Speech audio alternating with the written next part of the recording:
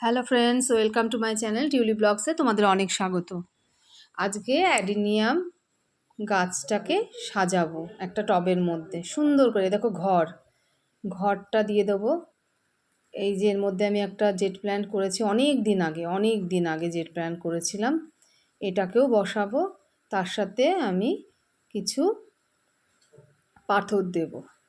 এই যে এই সাদা পাথরটা আমি কিনেছি, আর এই পাথরটা আমি আমার বাড়ির থেকেই পেয়েছি। আর কিছু কুচো বালি, আর হচ্ছে তোমার এটা হলো আমার সেই বেতাব ভ্যালির লিডার নদীর পাথর। এটাও কিছু দিয়ে সাজাবো। কি সুন্দর না?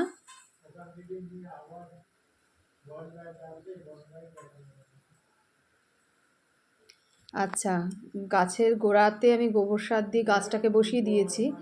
এবার ওই কুচো বালি পাথরগুলো দিয়ে পুরো ঢেকে দেব, মানে ঢেকে দিচ্ছি।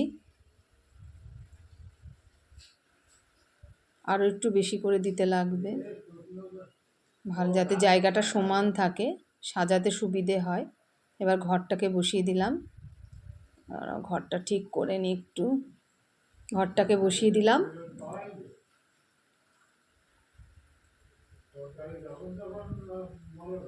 ব্যাস, ঘরটা বসে গেল।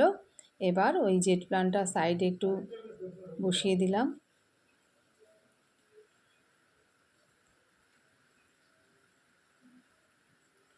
এবার বাড়ির যে বালি পাথরগুলো সেগুলো গাছের গোড়ায় পাশ দিয়ে দেবো। সাদা পাথর দিয়ে দিলাম, লিডার নদীর যে পাথরগুলো সেগুলো বেশ দিয়ে একটা রাস্তা মতন করে দিলাম ঘরের সামনে। আচ্ছা, এবার হচ্ছে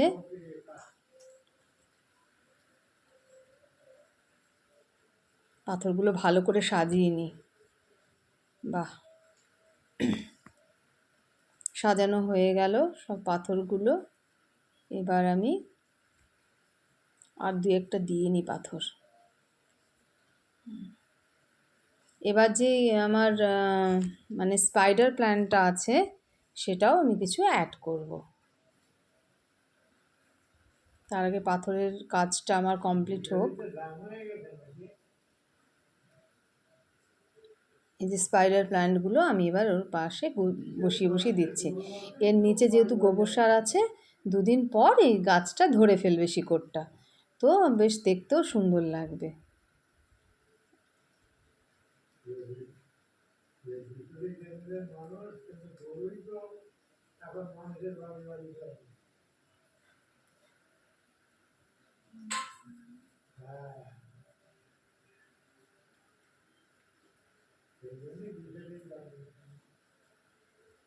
আর একটা স্নেক প্ল্যান্ট আছে, ওটাও আমি সাইডে অ্যাড করব।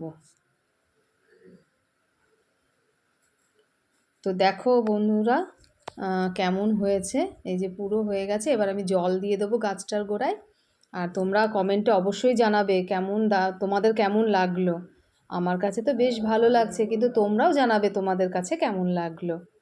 আবার নতুন কোনো ব্লগে তোমাদের সাথে